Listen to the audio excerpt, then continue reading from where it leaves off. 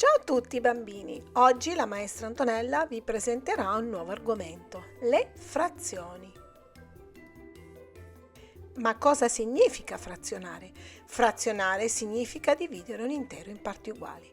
Osserviamo la prima figura, il nostro cerchio tutto viola, e osserviamo la figura a fianco. Abbiamo diviso un intero, ma io adesso vi pongo una domanda.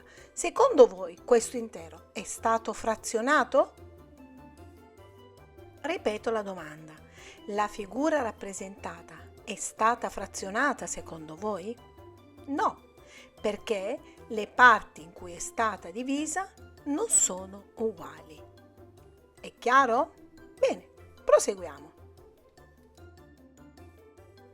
Osserviamo quest'altra figura. In questo caso, secondo voi, l'intero è stato frazionato? Ebbene sì, perché la figura è stata divisa in parti uguali e ciascuna delle parti in cui è stata divisa, la figura ovviamente, si chiama unità frazionaria. Guardate, ho diviso il mio intero in 4 parti, quindi ogni parte corrisponde ad un quarto dell'intero.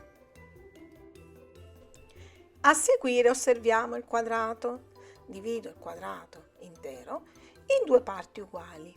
Ogni parte è un mezzo dell'intero, cioè 1 su 2 in cui è stato diviso. Spero che finora sia tutto chiaro. Proseguiamo con qualche altro esempio.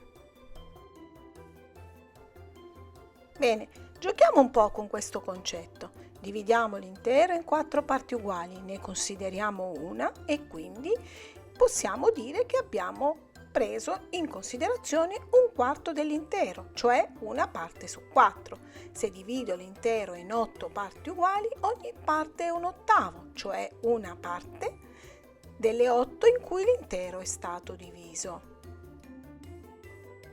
Quindi avete capito bene che cos'è un'unità frazionaria? L'unità frazionaria rappresenta ogni parte uguale in cui è stato diviso l'intero. Attenzione, più è grande il denominatore e più è piccola l'unità frazionaria. Guardate qualche esempio: un mezzo, un quarto, un ottavo, un venticinquesimo, un cinquantesimo, un centesimo e così via. Andiamo a vedere cosa accade se considero più unità frazionarie.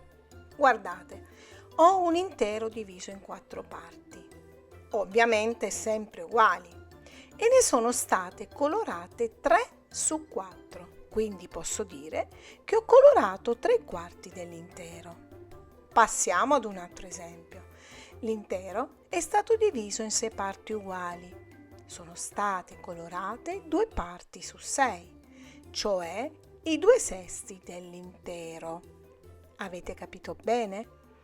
Ricordate, l'unità frazionaria indica una sola parte, più unità frazionarie, come in questo caso, possono indicarne 3 su un intero, 2 su un intero e così all'infinito. Un ultimo esempio. L'intero è stato diviso in 8 parti uguali. Sono state colorate solo 6 parti su 8, cioè i 6/8 dell'intero. Andiamo adesso a vedere come si chiamano i termini della frazione. Una frazione è formata da una coppia di numeri. Prendiamo in considerazione la frazione 2/3. Il numero 2, che sta sulla linea di frazione, si chiama numeratore. Poi incontriamo la linea di frazione, cioè quella linea che mi fa capire che sto dividendo un intero. Al di sotto della linea incontro il numero 3. Il numero 3 viene chiamato denominatore.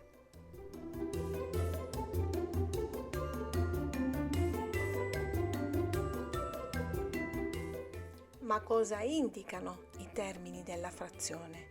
Il numeratore indica il numero delle parti che vengono considerate. La linea di frazione indica che un intero è stato frazionato, cioè diviso in parti uguali. Il denominatore dà il nome e indica il numero delle parti in cui viene diviso l'intero.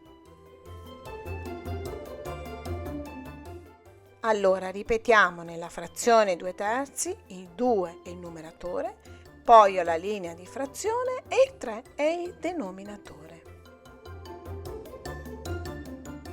Se il video vi è piaciuto, mettetemi un like e seguitemi sul canale. Ciao ciao bimbi, a presto!